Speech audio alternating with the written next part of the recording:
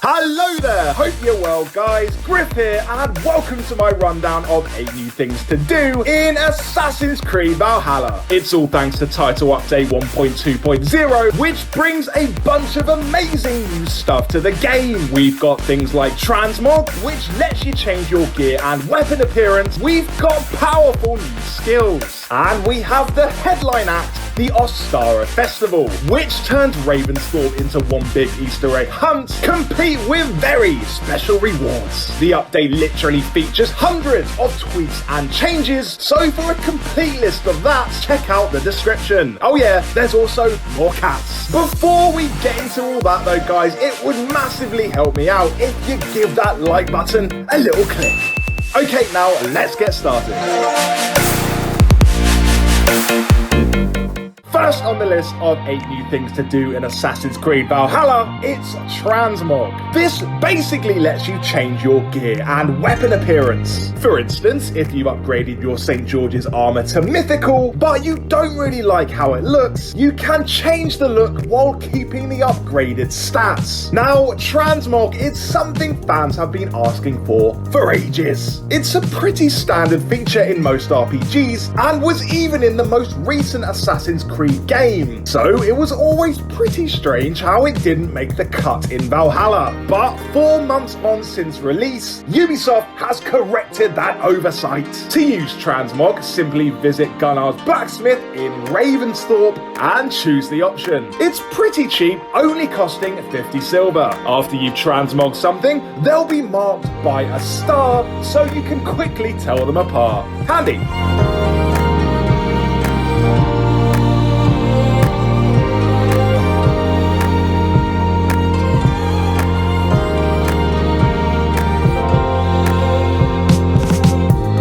The second amazing feature that comes in the new Valhalla update is the Ostara Festival. This gives Ravensthorpe a cool new makeover, not only changing its appearance, but adding in some unique side activities too. One of these is an Easter egg hunt. Yes, that age-old egg-seeking tradition dates all the way back to Viking times apparently, although I'm not sure the same can be said for these things. I'm always up for seasonal egg hunts in games. I'm well up for seeing an Assassin's Creed take on the event. The Ostara Festival will be available in the game between March 18th and April 8th, so you've got 20 days to play and unlock some special rewards. The festival isn't actually live at the time of making this video, but it'll be a fun thing to do when it does go live, so you might as well check it out. And remember the day when Christ invented chocolate. Third up, and this is a big one, we've got 3 new skills. First, there's the Fearless Leaper skill.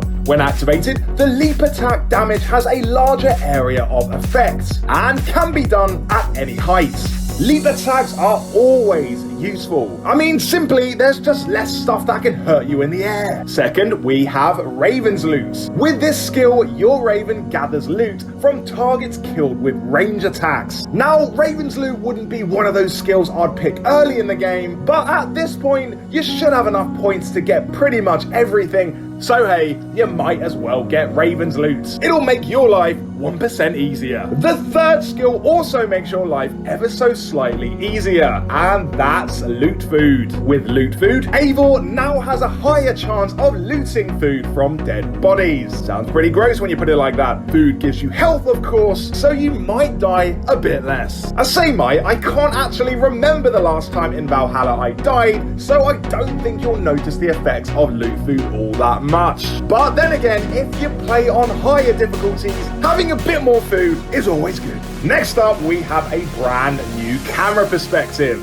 It's called Close Camera Option. Once toggled in the gameplay menu, it zooms the camera in during regular gameplay. So that's when you're exploring the countryside or cavorting around towns. It's almost like an over-the-shoulder cam, which feels much more immersive and lets you appreciate all those details you might miss in the zoomed out cam. Now the camera will zoom out during combat encounters, which is kind of necessary. The game would probably completely fall apart if you try to fight like this. So while you won't be able to get up close and personal in scraps, there's nothing stopping you pausing the game and going into the camera mode just to see all that emotional anguish. The next entry is a big one. Thanks to Assassin's Creed Valhalla's update, you'll now see more cats throughout England. Much more. It's a bit random, but to be fair, I can't remember seeing that many cats in the game. I've stroked a lot of dogs, but cats need love too. And Ubisoft is giving you every opportunity to do just that. As long as the game doesn't glitch and overload England with felines, I see no downside. From cats to capes now, we're talking improved character physics behavior when running up the stairs. Stairs always played havoc with your outfits, as flowing material tended to clip through staircases. Given the prominence of armor sets in the game, it was always pretty weird that they'd have any issues at all. Like, in this day and age, clipping just should not be a thing. But thanks to the update, you'll hopefully see a lot less of that stuff. Stairs have always proposed a challenge for games developers. It's one thing making a movement animation for flat ground, and it's another thing entirely when that character has to navigate uneven terrain. But Ubisoft has at least addressed it free of charge in the updates. Oh, thanks. Next up, it's an improvement to the behavior of fire. Download the update and you'll now be able to set small boats aflame. To do so, simply throw a torch at them and watch as the flames do their thing. There are a number of missions set on the water, for instance the Smashing the Compass mission where you hop between boats taking down bad guys, so this fire fix gives you an extra tool to use in your arsenal. It makes sense, boats are wooden, fire is flammable, so at long last you can burn them down, as nature intended. Rest in peace, England's fishing community.